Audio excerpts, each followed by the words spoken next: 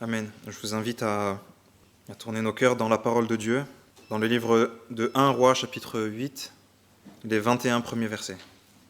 Il est écrit : « Alors le roi Salomon assembla près de lui, à Jérusalem, les anciens d'Israël et tous les chefs des tribus, les chefs de famille des enfants d'Israël, pour transporter de la cité de David, qui est Sion, l'arche de l'alliance de l'Éternel.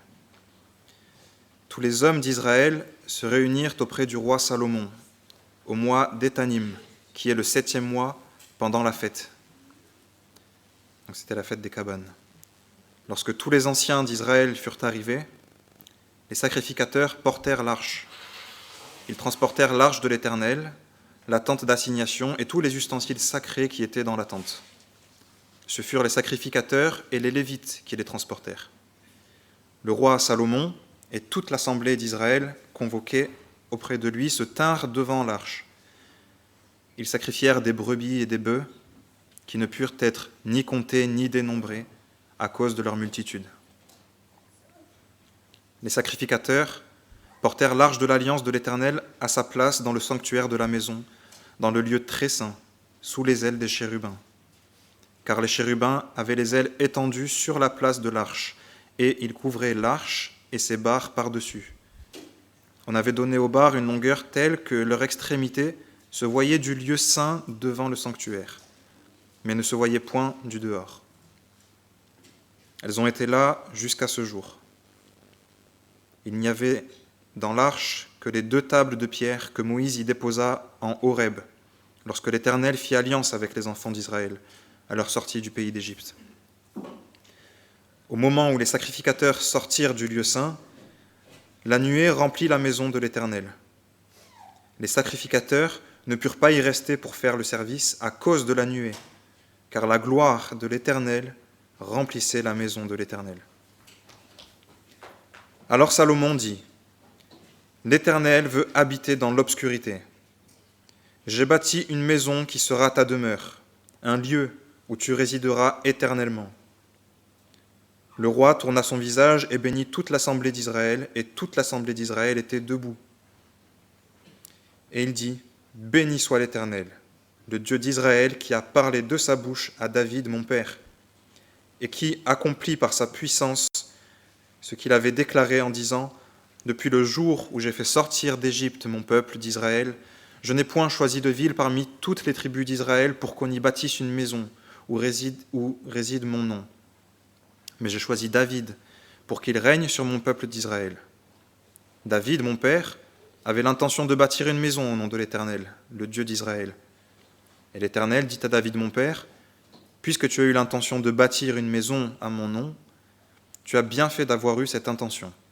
Seulement, ce ne sera pas toi qui bâtiras la maison, mais ce sera ton fils, sorti de tes entrailles, qui bâtira la maison à mon nom. L'Éternel a accompli la parole qu'il avait prononcée. Je me suis élevé à la place de David, mon père, et je me suis assis sur le trône d'Israël, comme l'avait annoncé l'Éternel. Et j'ai bâti la maison, et j'ai bâti la maison au nom de l'Éternel, le Dieu d'Israël. J'y ai déposé un lieu pour l'arche, où est l'alliance de l'Éternel, l'alliance qu'il a faite avec nos pères, quand il les fit sortir du pays d'Égypte. Jusqu'ici la parole de Dieu. Je vous invite à prier avec moi. Merci Seigneur de ce privilège de contempler la croix de notre Seigneur Jésus-Christ, d'être de ce côté de la croix. Nous pouvons contempler toute la puissance, toute la beauté de ce moment. Le voile du temple a été déchiré de haut en bas. Nous avons un libre accès. Jésus-Christ s'est fait péché pour nous. Nos péchés ont été pardonnés. Mais Seigneur, permets ce matin qu'à travers la lecture de ce texte, dans le livre des rois, la dédicace du temple, nous pouvons voir à quel point ce moment dans l'histoire a été glorieux, à quel point Jésus-Christ a parfaitement accompli toutes ces choses, et à quel point nous sommes des privilégiés de lui appartenir. Ouvre nos yeux, prépare nos cœurs, Seigneur. Donne-nous de réellement te contempler à travers toutes ces choses. C'est au nom de Jésus que nous te prions. Amen. Il y a une mode, depuis quelques années maintenant, sur les réseaux sociaux. C'est une mode qui consiste à visiter des maisons de célébrités. Je ne sais pas si vous avez déjà vu, le concept est simple.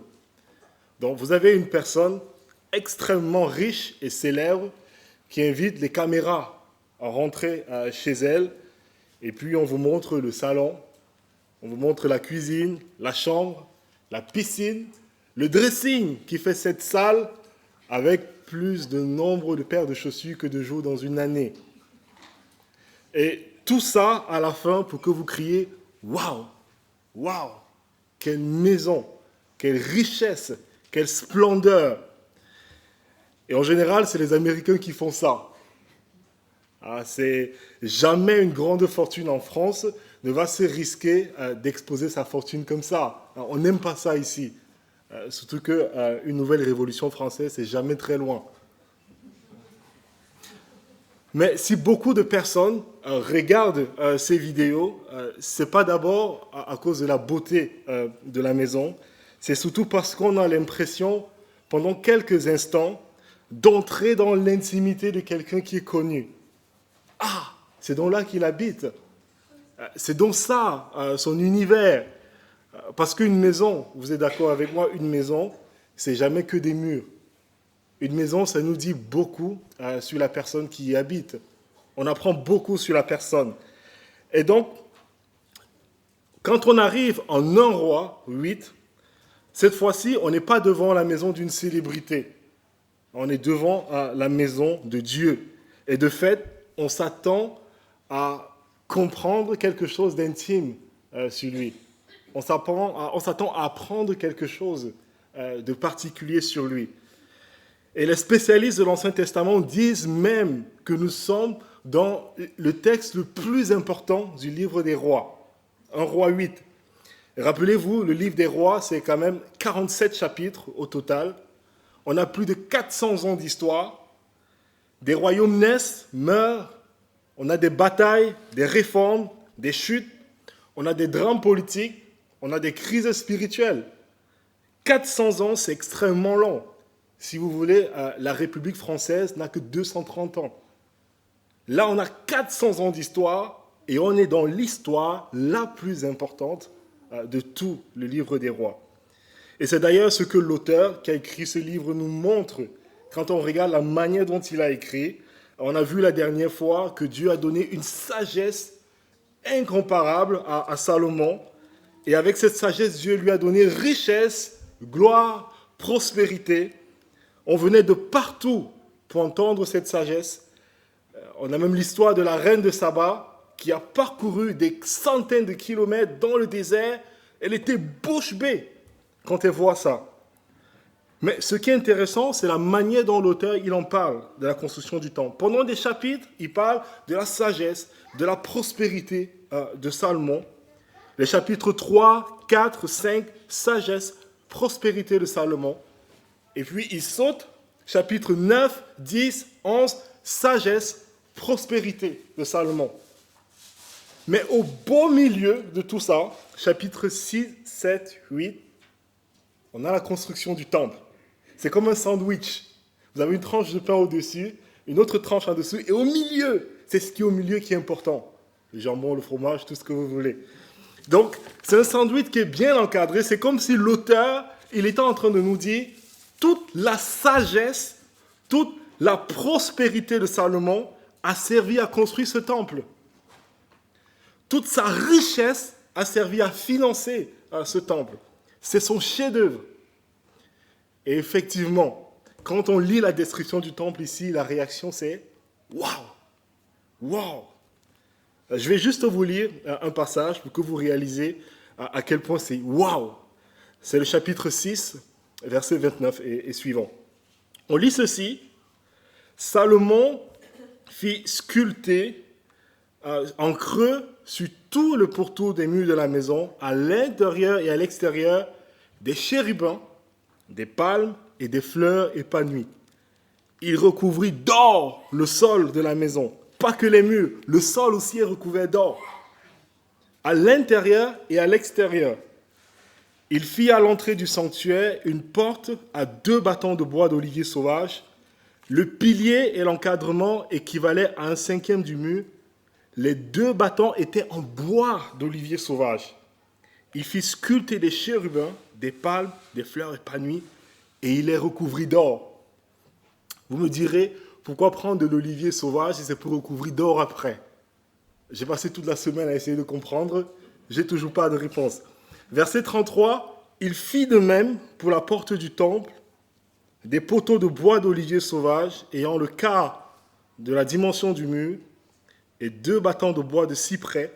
Chacun des bâtons était formé de 2 planches brisées et il fit sculpter des chérubins, des palmes et de fleurs épanouies et il les recouvrit, vous avez deviné, d'or.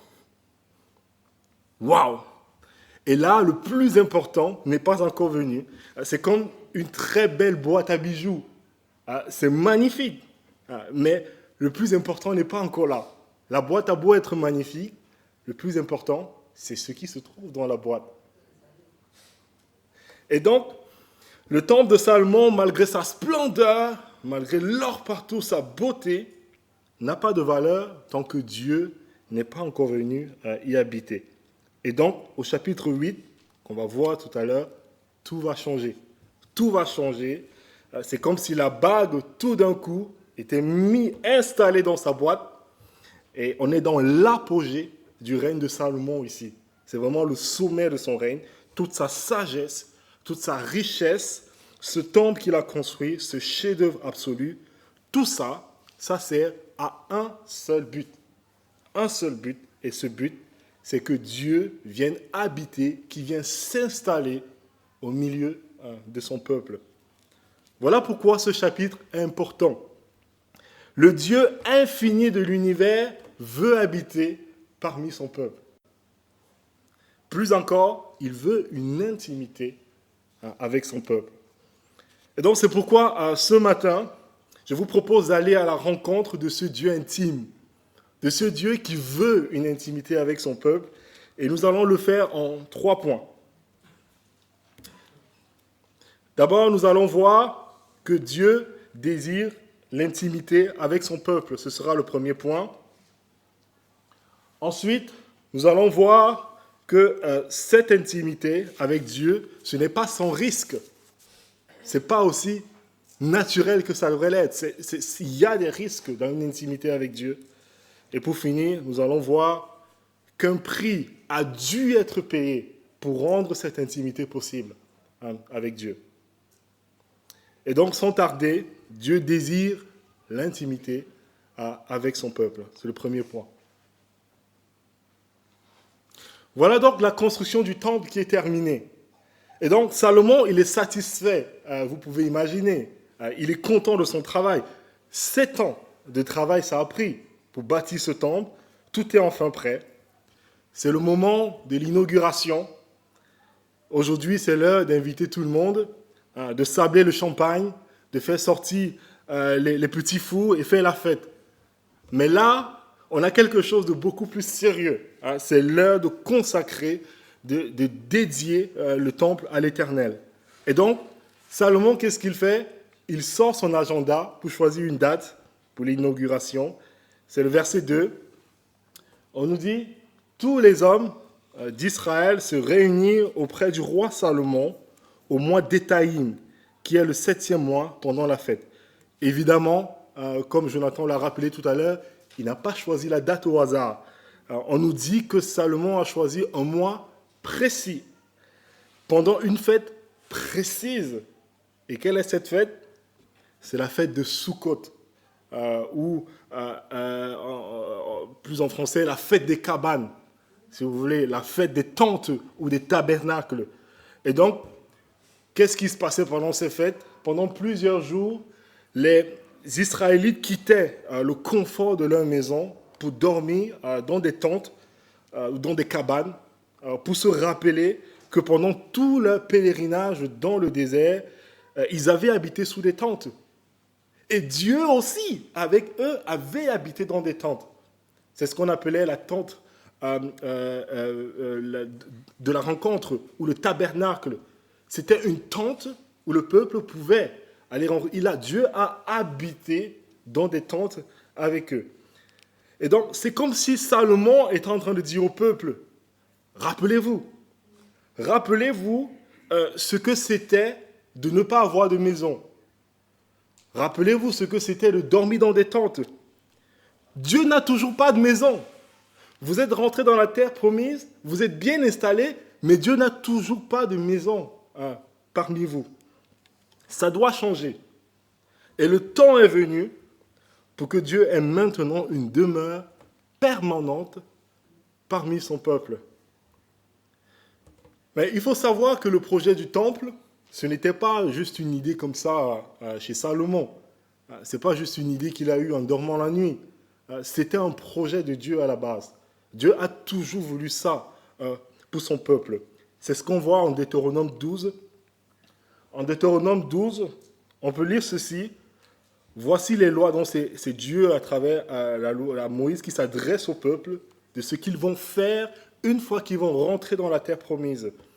Voici les lois et les ordonnances que vous observerez et que vous mettrez en pratique aussi longtemps que vous y vivrez dans le pays dont l'Éternel, le Dieu de vos pères, vous donne la possession. Donc, après le désert, une fois que vous serez installés dans la terre promise, il y a deux choses que vous devez absolument faire. Et c'est quoi ces deux choses?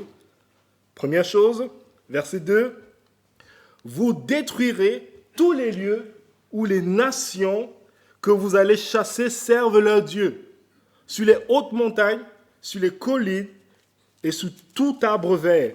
Vous renverserez leurs autels, vous briserez leurs statues, vous brûlerez au feu leurs idoles, vous abattrez les images taillées de leurs dieux et vous ferez disparaître leur nom de ces lieux-là. C'est la première chose que vous devez faire lorsque vous rentrez dans le pays. Mais il y a une deuxième chose. Verset 4. Vous n'agirez pas ainsi à l'égard de l'Éternel, votre Dieu, mais vous le chercherez à sa demeure. À sa demeure. Pas dans ces lieux-là, à sa demeure. Vous irez au lieu que l'Éternel, votre Dieu, choisira parmi toutes vos tribus pour y placer son nom. C'est là, et seulement là, que vous présenterez vos holocaustes, vos sacrifices. Pendant toutes ces années, vous m'avez adoré dans une tente qui était dressée temporairement, puis démontée, emballée, qui vous suivait partout dans le désert. Mais un jour viendra où j'aurai ma demeure parmi vous. Ma demeure, une maison permanente, ma résidence permanente parmi vous. Et ce jour est arrivé. C'est ce qu'on voit au verset 13. Salomon dit, « J'ai bâti une maison qui sera ta demeure, un lieu où tu résideras éternellement. » Pour prendre une illustration, c'est comme si, après des années de location près de chez vous, vous avez votre voisin qui décide d'acheter la maison juste à côté de chez vous. Il achète la maison pour rester juste à côté de chez vous et y passer à la fin de ses jours. On ne dirait pas, mais c'est une preuve d'amour. Ça veut dire qu'il vous aime bien. Il vous aime au point d'acheter sa résidence permanente juste à côté de chez vous. Tout s'est bien passé jusque-là. Vous êtes proches. Il veut vous connaître. Il veut que vous le connaissiez. Et c'est exactement le désir de Dieu ici. Et quelque part, nous sommes tous comme ça en tant qu'êtres humains. Nous aspirons à bâtir des relations authentiques. Nous voulons être connus tels que nous sommes. Nous voulons être aimés malgré nos défauts. Personne ne veut être simplement vu de loin, apprécié de loin. Je le sais parce que même parmi nous, ceux qui, comme moi, sont plutôt introvertis de nature, sauvages, voire un peu timides, même des gens comme ça, normalement, on ne choisit pas d'être seul tout le temps. Parce que tout le monde veut partager quelque chose. On aimerait pouvoir partager des bons moments avec d'autres personnes. Parce que les belles expériences sont souvent plus belles lorsqu'elles sont partagées. Et c'est pareil, les expériences difficiles sont encore plus difficiles lorsqu'elles ne sont pas partagées. On aspire tous à ça. Et en fait, c'est ce qu'on a découvert en couple avec la naissance de nos enfants, de Luna et de Théophile. Ça fait des années que je vis loin de la famille, ça ne m'a jamais trop dérangé. Je l'ai plutôt bien vécu, mais récemment, avec la naissance des enfants, c'est devenu beaucoup plus dur de vivre loin de la famille. Pourquoi ? Parce que c'est une expérience tellement belle et à la fois tellement difficile qu'on a envie de le partager avec les proches. On a envie de parler dès qu'on apprend quelque chose de nouveau. Quand Luna s'est mise à marcher à quatre pattes, quand elle s'est mise à marcher, dès qu'il y a quelque chose, on ne sait pas trop quoi faire, dès qu'il y a une fièvre, on a envie de le partager avec des proches. Qu'est-ce que vous en pensez ? Qu'est-ce que vous aviez fait, vous, à l'époque ? On a envie d'en parler, et c'est tout à fait normal, parce que nous sommes des êtres relationnels, parce que nous sommes faits à l'image d'un Dieu qui est relationnel. Dieu n'est pas solitaire. Dans la Bible, on lit que Père, Fils et Esprit se délectent l'un de l'autre, font le bonheur éternel de l'un de l'autre. Depuis toujours, il vit une communion parfaite, un amour parfait, une intimité parfaite. Et c'est pour ça que ce n'est pas étonnant que nous, qui sommes ces créatures, nous désirons aussi une relation authentique. Nous voulons être connus, nous voulons être compris, être aimés. Et Dieu est le seul qui peut répondre parfaitement à ce désir. Le seul.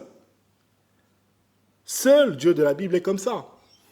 C'est le seul qui est comme ça. Il est tellement glorieux qu'il a envoyé son Fils dans le monde habiter parmi nous. Jean dit qu'il a planté sa tente parmi nous. Seul le Dieu de la Bible est comme ça. Tellement glorieux qu'il envoie son Saint-Esprit habiter en nous. C'est un Dieu relationnel. Dieu veut être intime avec chacun de nous. Et c'est pour ça que notre réaction ce matin, ça devrait être celle de Salomon. Lorsqu'il voit la nuée de la présence de Dieu qui descend dans le temple, il est surpris. Verset 27, il dit « Mais quoi ? Dieu habiterait-il véritablement sur la terre ? Voici, les cieux des cieux ne peuvent te contenir. Combien moins cette maison que je t'ai bâtie ? Il est bouche bée. Sidéré que le Dieu de l'univers désire une intimité avec des gens comme nous. Il désire une intimité avec chacun de nous. Cette intimité qu'on désire tant, qu'on cherche tant, le Dieu de l'univers veut nous la donner. Waouh! Quelle humilité de la part d'un Dieu aussi grand. Quelle humilité. Mais ce n'est pas aussi simple, parce qu'il y a un risque. Il y a un risque dans une intimité avec un tel Dieu. Et ça, c'est notre deuxième point. Cette intimité avec Dieu n'est pas sans risque. Quel est ce risque ? C'est verset 12, avec cette parole très très mystérieuse de Salomon. Je suis sûr que lorsque Jonathan l'a lu, vous avez sursauté. Salomon dit « L'Éternel veut habiter dans l'obscurité ». Ça, ce n'est pas le genre de phrase qu'on formule souvent dans les églises, ça fait bizarre. Comment ça se fait que l'Éternel veut habiter dans l'obscurité ? Qu'est-ce qu'il veut dire par là ? En fait, il faut remonter de quelques versets pour comprendre. On nous dit que la gloire de Dieu est descendue dans le temple sous forme d'une nuée. Et la nuée a une particularité. La nuée est en même temps le signe de la présence de Dieu. On peut voir, Dieu est là. Et en même temps, la nuée dissimule quelque chose. Je peux voir, c'est le signe que Dieu est présent. Et en même temps, ça dissimule quelque chose. Salomon peut le voir, mais il ne peut pas le voir à visage découvert. C'est un peu comme si Dieu portait un voile Et c'est le sens de ce que Salomon est en train de dire. L'Éternel veut habiter dans un nuage sombre. C'est ça l'obscurité. Ou dans l'obscurité épaisse. C'est une manière de parler. Et donc, ce qui veut dire qu'il y a une mesure de mystère qui entoure Dieu. Il y a des choses que nous savons de Dieu, comme la nuit, on peut le voir. Mais il y a des choses que nous ne savons pas de Dieu et que nous n'allons jamais comprendre de Dieu. Parce qu'il est un être infini, bien plus grand que ce qu'on peut imaginer. Il y a beaucoup de choses que nous ne saurons pas. Il y a des choses qu'il montre, il y a d'autres qui gardent voilées. Et c'est ça le risque de l'intimité. Une intimité avec quelqu'un qu'on ne pourra jamais totalement saisir. En fait, c'est un peu pareil dans nos relations les uns avec les autres. Plus on devient proche de quelqu'un, plus on apprend à le connaître, et plus on se rend compte aussi qu'il reste, d'une certaine manière, un mystère. Un mystère. Et c'est particulièrement vrai pour le mariage. Ceux qui sont mariés depuis longtemps le savent. Si vous vivez avec votre conjoint depuis 10, 20, 30 ans, et malgré ça, il y a encore des moments où vous dites « Mais pourquoi il réagit comme ça ?» Je ne comprends pas. Pourquoi elle prend cette remarque de cette manière-là? C'était pourtant évident. Est-ce qu'il ne comprend pas ce que j'essaie de lui dire? Est-ce qu'il voit combien il m'a blessé? Et même dans cette relation qui sont très proches, il y a une part d'incompréhension. Est-ce que votre conjoint n'est pas parfois un mystère pour vous? Je ne sais pas de créer des problèmes dans les couples, mais on a parfois l'impression de vivre avec un étranger. Pas toujours, heureusement, parce que je ne veux pas avoir des problèmes à la maison, mais de temps en temps, on le ressent comme ça. Parce que plus on aime quelqu'un, plus on prend le risque d'être déçu. Un inconnu ne va pas tellement vous décevoir, parce que vous n'attendez rien. Mais quand vous aimez quelqu'un, vous vous exposez. Alors bien sûr, Dieu n'est pas comme nous. Il ne va pas nous décevoir. Il ne va pas cesser d'être bon. Mais il y a beaucoup de choses que nous ne comprenons pas de lui et que nous n'allons pas comprendre de lui. L'apôtre Paul dit même en 1 Timothée 6 que Dieu habite une lumière inaccessible. Une lumière qu'aucun homme ne peut entièrement saisir, ne peut voir, n'a vu ou ne peut voir. Autrement dit, Dieu est proche, oui, mais il n'est jamais entièrement saisissable. Et c'est pourquoi Dieu nous déroute parfois. Dans l'intimité avec Dieu, on est souvent dérouté, souvent surpris. Vous pensiez connaître Dieu comme un Père aimant, fidèle, bon. Et puis voilà qu'il vous demande quelque chose que vous n'avez pas envie de faire. Ou bien, il permet dans votre vie une situation qui vous rend la vie plus difficile. Et vous dites, Seigneur, si je t'obéis dans ce que tu me demandes, je ne vois pas comment ça va bien finir. Si je fais ce que tu me demandes, ça va me compliquer la vie. Je vais me mettre dans une situation impossible.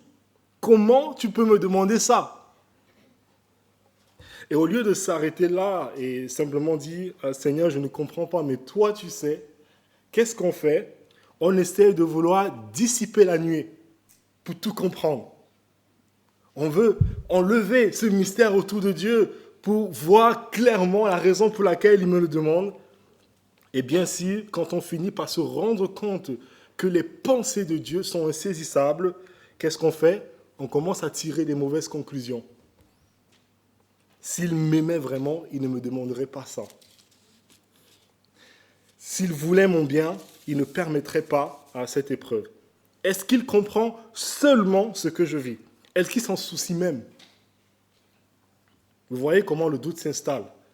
Et ça vient toujours de notre incapacité à accepter qu'il y a un mystère autour de Dieu. Nous ne savons pas tout et nous ne comprenons pas tout. Mais est-ce que ça veut dire que nous ne pouvons savoir rien de Dieu? Non. Non. Il y a un mot qui apparaît 8 fois, je ne sais pas si vous avez été attentif pendant la lecture, c'est l'arche de l'alliance dans ce texte. Et dans l'arche, l'auteur du livre des rois précise qu'il n'y avait rien dans cette arche excepté une seule chose. Vous savez ce qu'il y avait dedans? Exactement. C'est verset 9. Il y avait dans l'arche que les 2 tables de pierre que Moïse déposa à Horeb, c'est-à-dire la loi de Dieu, les paroles de son alliance, les 10 commandements. Autrement dit, Dieu reste mystérieux, oui, mais sa volonté pour nos vies, il a révélé avec clarté. On peut savoir ce que Dieu attend de nous. Il n'a pas caché sa volonté pour nous. Et je ne peux peut-être pas pénétrer dans les secrets que Dieu a gardés pour lui-même, mais je peux obéir clairement à la parole que lui, il a révélée. Et ça, c'est très important parce que souvent, nous voulons l'inverse. Nous voulons que Dieu explique ses secrets, ses plans cachés, ses raisons, alors que Dieu, lui, il nous donne ce dont nous avons besoin pour marcher avec lui aujourd'hui. Et si je peux dire plus simplement, Dieu veut satisfaire notre besoin de clarté, pas notre curiosité. C'est très différent, les deux. Dieu approuve notre désir de savoir, il n'approuve pas notre démangeaison à tout savoir. Ce n'est pas la même chose.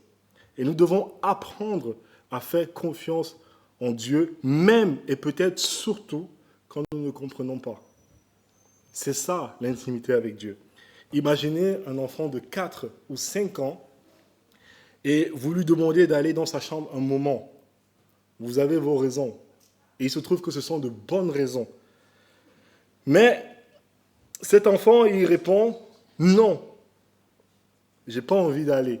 Ou bien « Pourquoi est-ce que j'irai dans ma chambre ?» Est-ce que ce que vous allez faire, vous allez prendre cet enfant, vous allez le faire asseoir pour lui expliquer toutes les raisons pour lesquelles il faudrait qu'il aille dans sa chambre? Vous allez le faire? Non. Pourquoi? C'est la meilleure manière de créer un enfant tyran. Ce que vous allez faire, vous lui direz, mon enfant, tu es trop jeune pour comprendre les raisons, ou même la plupart des raisons pour lesquelles je veux que tu fasses ce que je te demande. C'est normal, il est jeune, il a 4-5 ans. Il ne peut pas saisir les enjeux.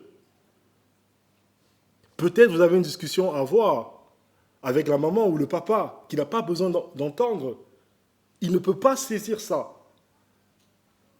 Si tu n'obéis que lorsque ce que je te demande a du sens pour toi, ce n'est plus de l'obéissance.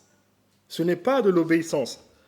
Tu dois me faire confiance. Je suis ton père, tu dois me faire confiance. Je sais ce qui est mieux pour toi. Voilà ce qu'il faut lui dire. S'il écoute, tant mieux. S'il n'écoute pas, ça va très mal se passer pour lui. Eh bien, c'est exactement ce que Dieu fait avec nous. C'est exactement ça. Et vous voyez, nous comprenons très bien qu'un enfant de 4 ou 5 ans doit faire confiance à ses parents, surtout lorsqu'il ne comprend pas. Mais nous avons énormément du mal à faire confiance à Dieu quand nous ne comprenons pas.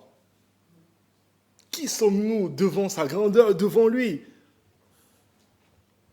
La Bible appelle ça de l'incrédulité.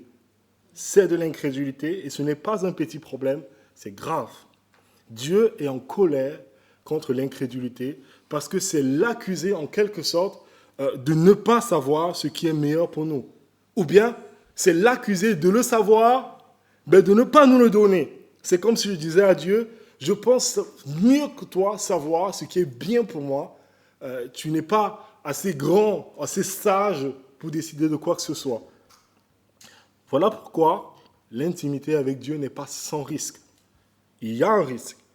Plus Dieu s'approche de nous, plus il nous appelle à lui faire confiance parce qu'il y a une part de mystère en lui. Jamais nous ne pourrons le saisir complètement.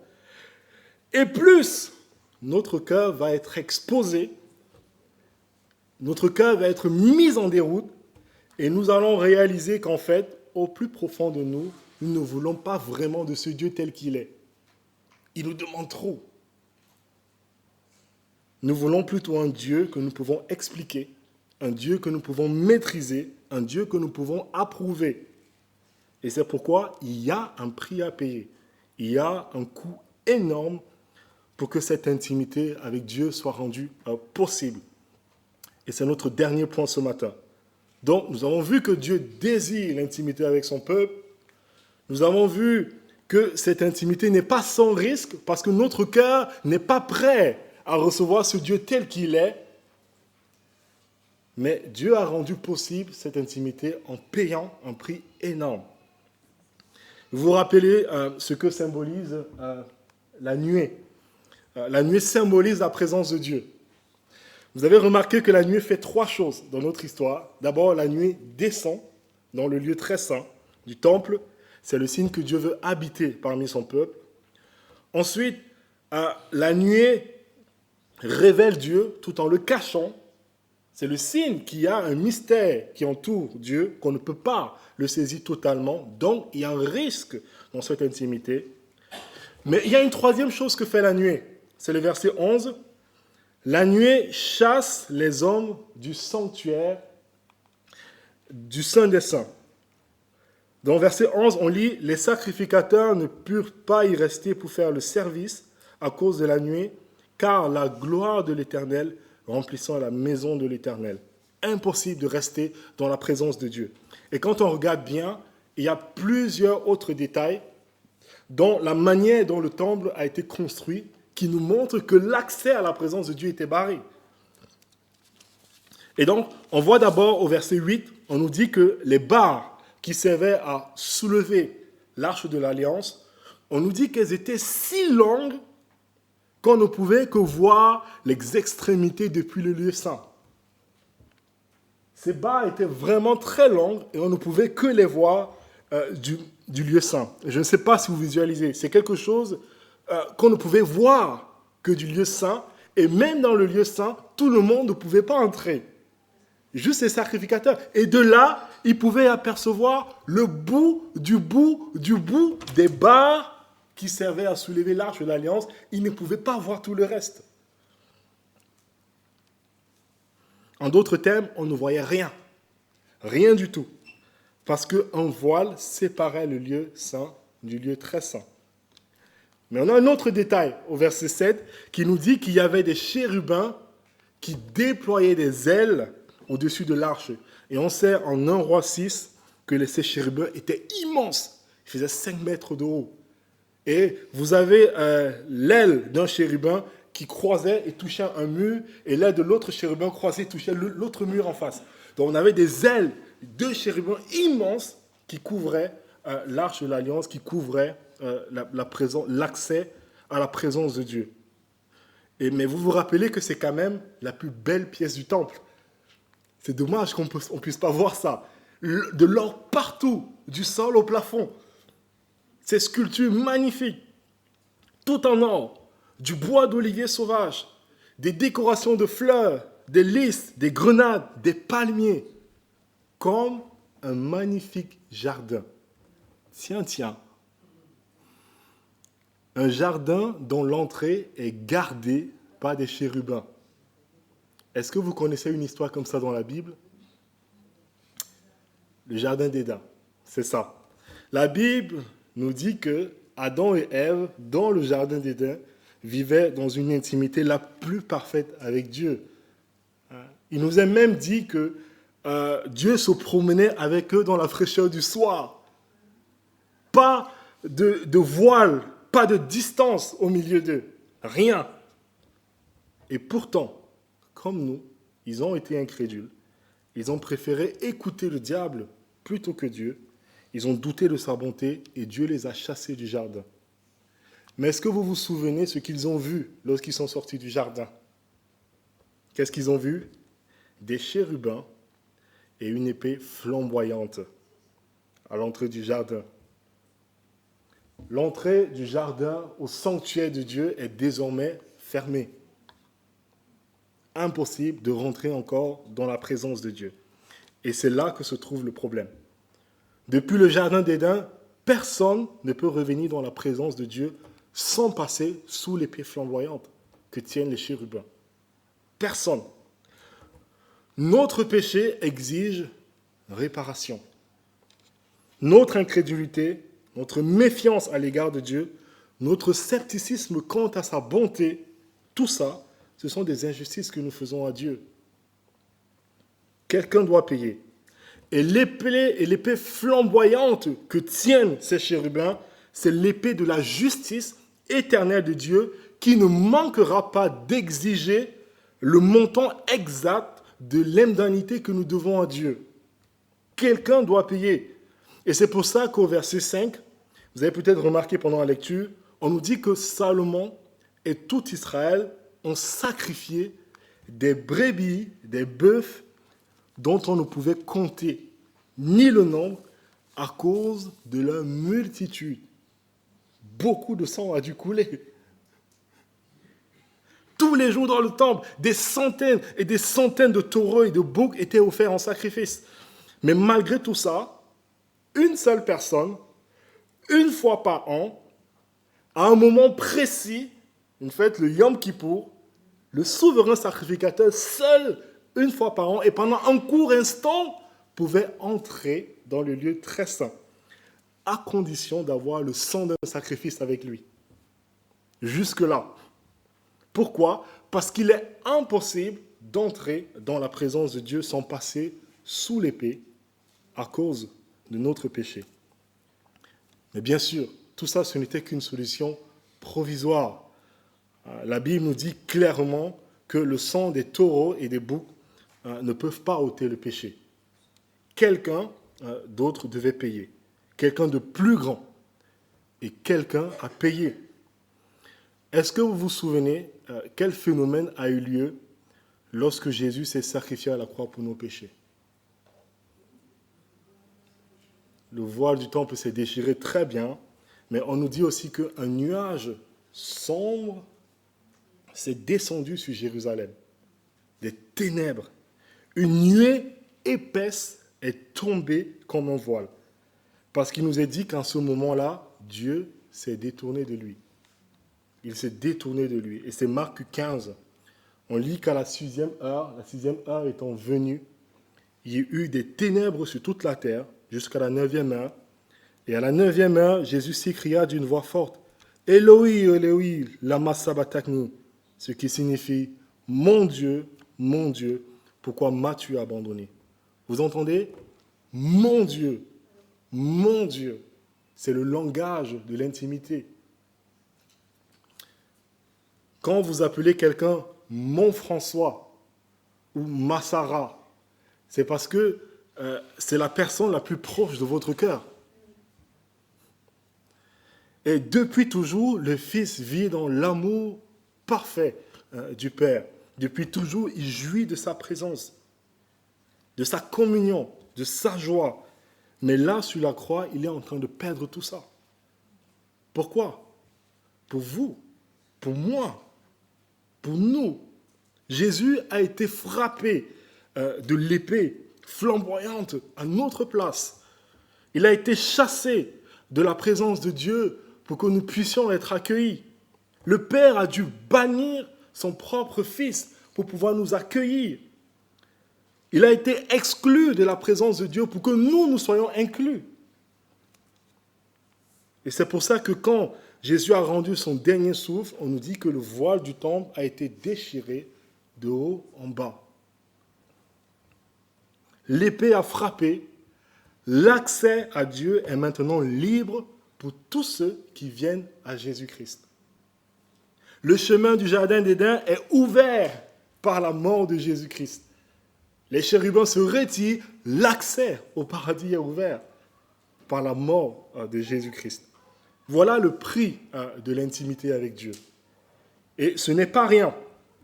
Voilà pourquoi nous pouvons faire confiance à Dieu quand nous ne comprenons pas. Faire confiance en Dieu, ce n'est pas fermer les yeux et se jeter dans le vide comme certains pensent. Ce n'est pas ça la foi. Ce n'est pas une confiance aveugle. Faire confiance à Dieu, c'est regarder à la croix. C'est dire, Seigneur, je ne comprends pas tout ce que tu me demandes. Je ne comprends pas tout ce que tu me fais vivre. Mais je sais une chose. Ce que je sais, c'est que tu m'as aimé. Tu m'as aimé jusqu'à donner ton propre fils pour moi. Alors, je ne comprends peut-être pas ce que tu es en train de faire, mais je sais pourquoi je dois te faire confiance. Et ça me suffit. Dans cette intimité avec Dieu, nous ne le comprendrons jamais complètement. Mais nous savons pourquoi nous devons lui faire confiance. Parce que lui, il nous a aimés le premier. Et il l'a prouvé sur la croix.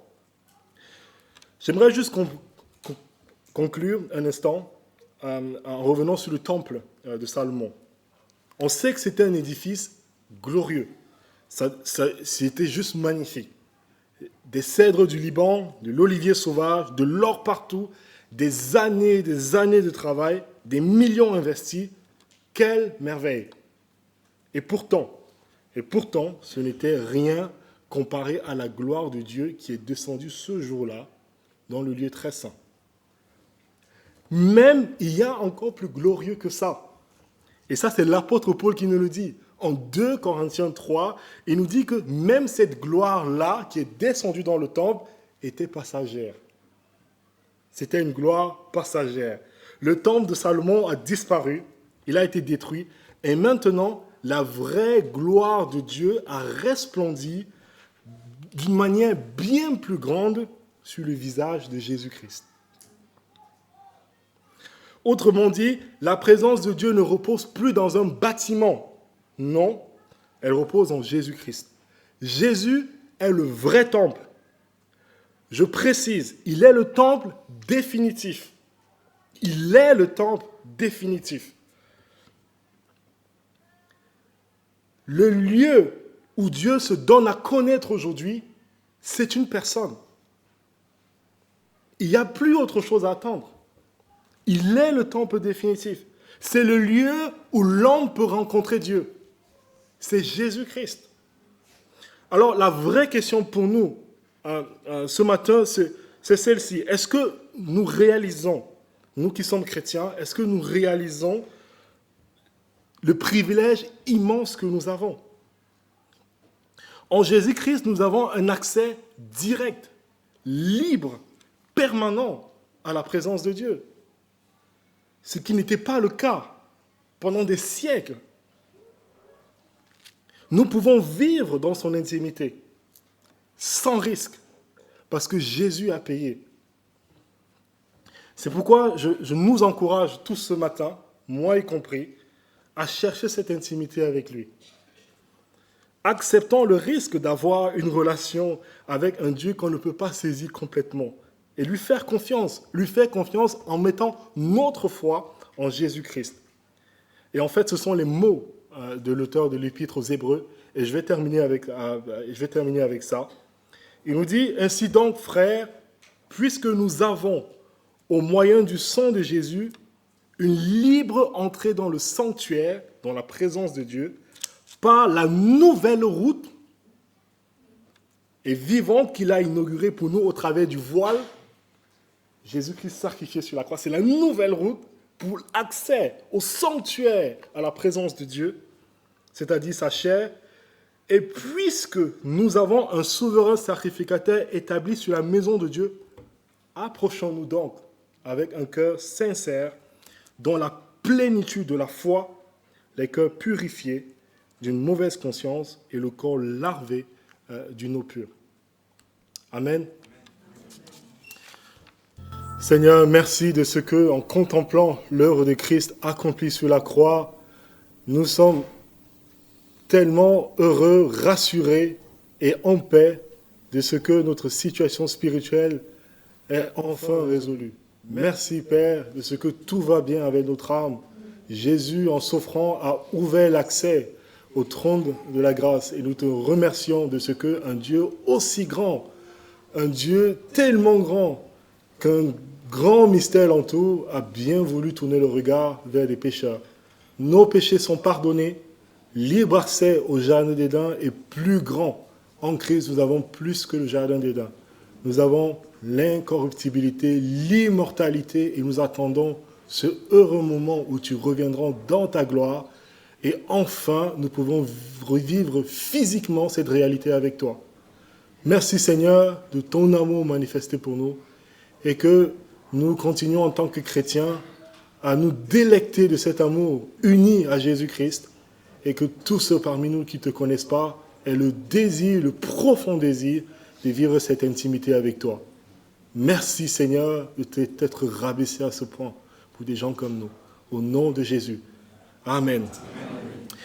À celui qui peut vous affermir selon mon évangile, l'évangile de Jésus-Christ et la prédication de Jésus, à Dieu seul sage soit la gloire au siècle des siècles, par Jésus-Christ, notre Sauveur.